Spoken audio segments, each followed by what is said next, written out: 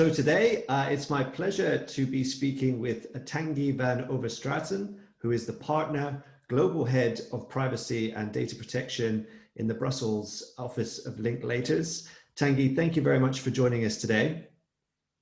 Many thanks for your invitation. Very glad to be here.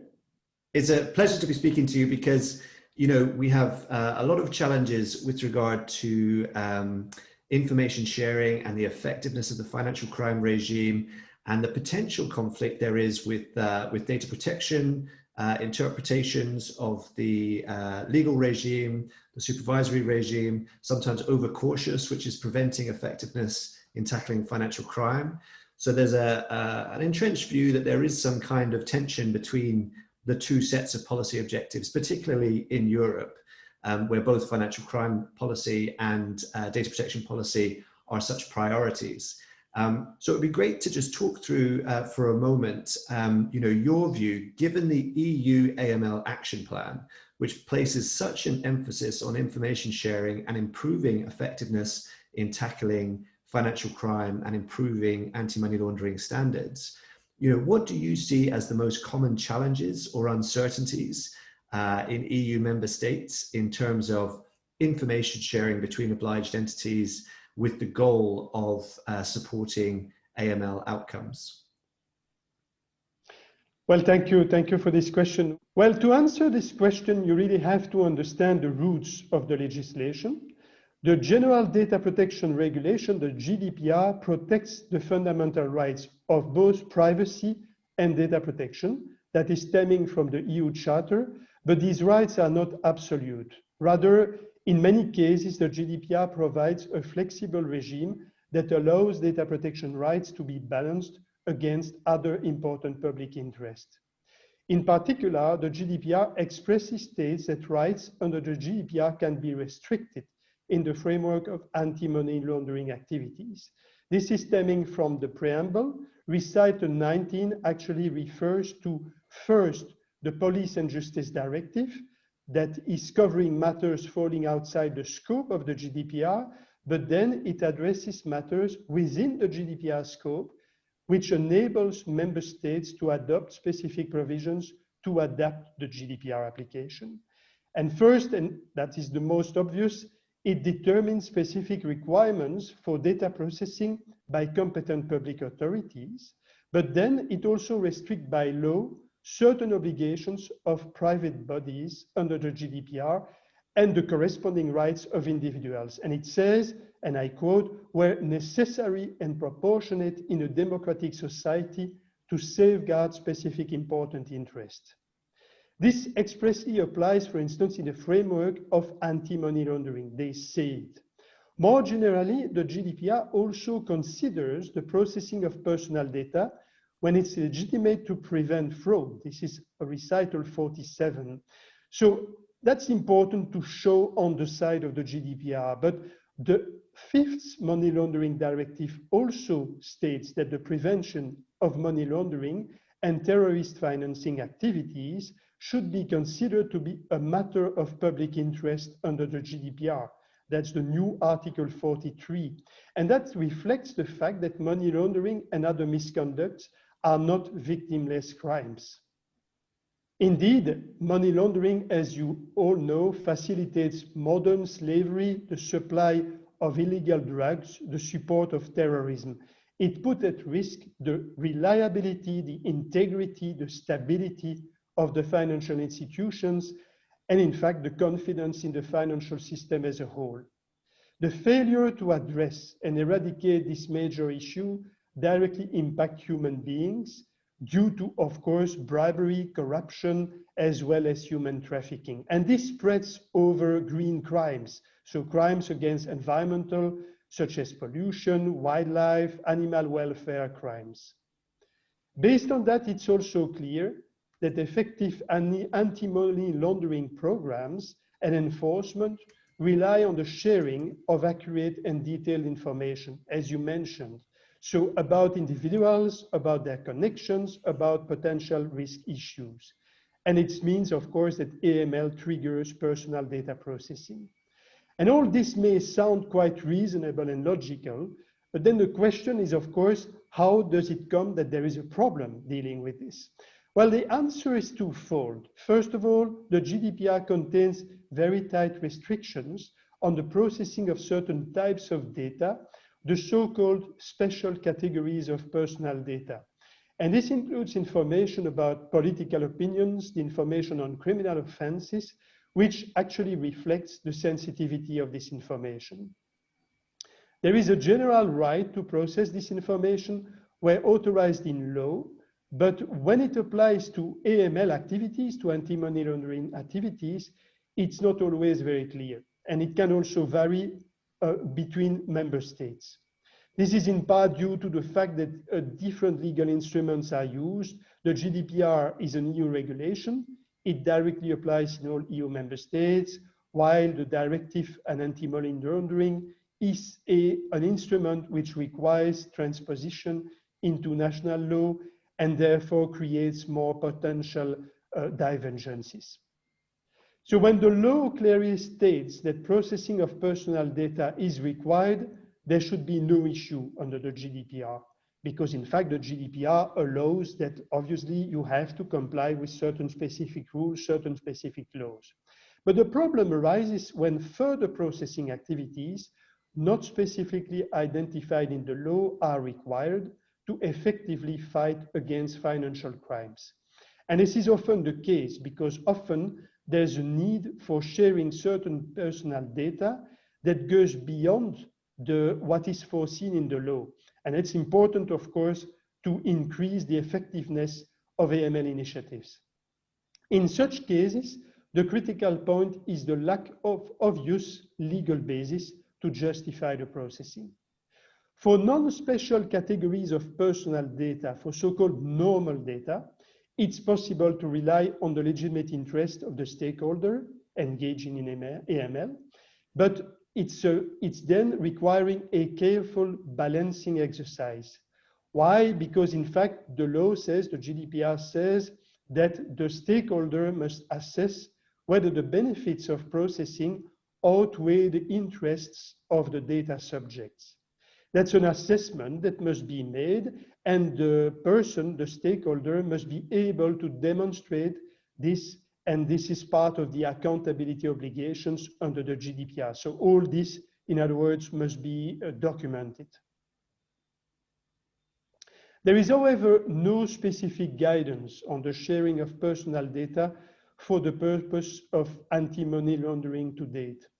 And for special categories of data, like political opinion or criminal records, there is no obvious lawful basis for sharing such data. So absent any consent, it may be almost impossible.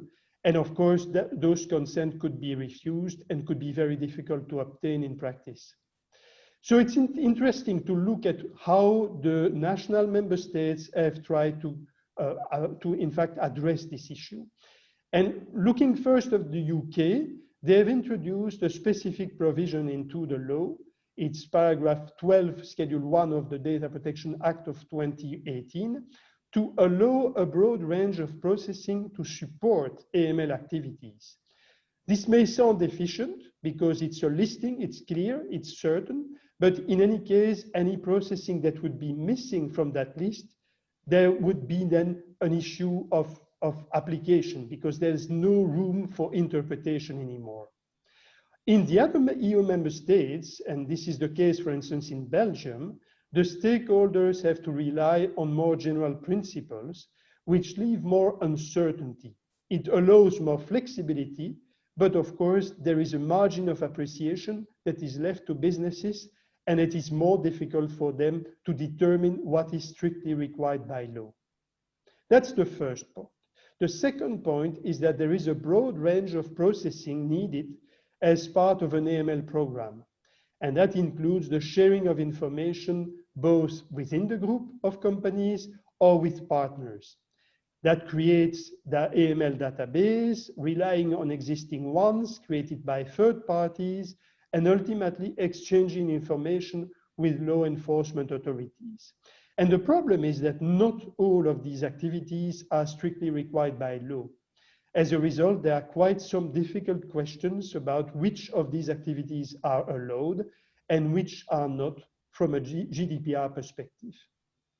So, despite the fact that the two regimes should be aligned, in practice, the position is still uncertain and varies from member state to member state. The solutions that are adopted are variable.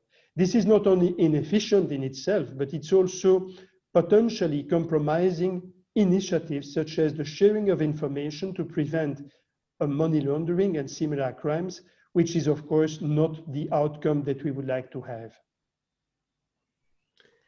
And in terms of what data protection agencies, anti-money laundering supervisors could do to provide greater clarity, to encourage safe and secure information sharing to tackle financial crime, you know, what do you think they could do? What good practice is out there?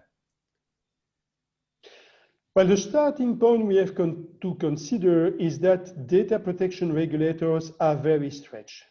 They had to deal with the implementation of the GDPR, which has required a huge effort and continues to be a major challenge for many of them. And just to give you an example, they came out only very recently with fundamental guidance on the concept of controller and processors, while actually it was really needed from the outset. This is very difficult for them. The regulators also need to follow many new developments. You know, some of them are coming from the case law of the Court of Justice of the European Union. You must have heard about the Schrems II case on international personal data transfer, which is very difficult to apply given that we are now living in a globalized world and it's very difficult to cope with the CJEU ruling on that. So they are looking at the right ways. They are trying to do their utmost. They are also faced by the developments in relation to the e-privacy directive, the use of cookies. This directive is soon to become another regulation. This will embody also issues of cybersecurity. We have the NIS directive, so they really have a lot on their plate. And I think it's not really a surprise that developing a specific expertise in other complex areas of law like AML is a real challenge for them. They lack resources. That's really a difficulty for them. So how could we improve that? Well, I would like to put some ideas on the table. The first point is the data protection regulators could probably do more to work together. They have, of course, the European Data Protection Board forum for doing that, and they could pull resources on the AML issues to find solutions. That's by way of example. I would like to mention that in summer of this year, the European Data Protection Board produced a draft opinion on the interplay between the second Payment Services Directive and the GDPR. And I think it's a very handy way to find consistent approach across the EU. There may be a benefit to issue this kind of opinion on the interaction between the AML directive and the GDPR as well. So that's the first potential solution.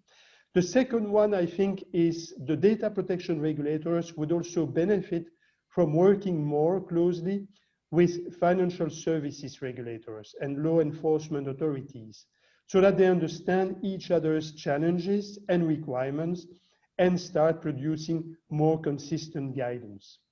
That's my second point. My third point is that the data protection regulators could also encourage more private sector initiatives.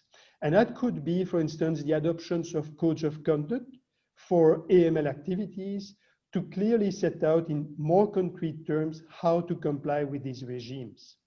The EU Commission is very interested in the development of these codes of conduct, like certifications, by the way, and this is foreseen in the GDPR and could also contribute to increase efficiency. My last point is that data protection regulators should reflect on the necessity and societal impact of this processing. We're not talking about surveillance, profiling for private profit. It's processing necessary to prevent serious criminal activities that underpin people trafficking, drug dealing, and terrorism. Other fundamental rights are at stake. They should be equally considered with the right for the protection of personal data. Guidance should be promoted by industry best practice This could be developed by bodies like the Financial Action Task Force. And data protection rights should, of course, not be undermined, but should always be applied with a right proportion and sensitivity. And in terms of legislative or policy issues, particularly with regard to information sharing, which has really come to the fore over the last 5 years or so, public-private information sharing and increasingly private-private information sharing, perhaps one of the challenges is that the law supports such information sharing in jurisdictions that do have a legal regime for the sharing on a voluntary basis. Is there a case for strengthening the obligations and perhaps even the mandatory basis for information sharing? And more generally, how do you feel there could be greater coherence between financial crime prevention policy and data protection policy development in Europe? For me, the most important is certainty for businesses. And what would help is for financial services legislation to be much clearer about exactly how it interacts with the GDPR. For example, the 5th AML directive contains various provisions stating that there is a public interest in AML activities, but it does not contain a definitive statement according to which processing of personal data would achieve the aims of the directive and would be lawful. Rather, it is just left to the general principles of the GDPR and to member state laws. And that's, in my view, what leads to difficulties in terms of interpretation and therefore legal uncertainty. Where possible, it would be better for financial services legislation to be much more explicit, stating expressly that profiling to achieve the purposes of the directive will be lawful under the GDPR.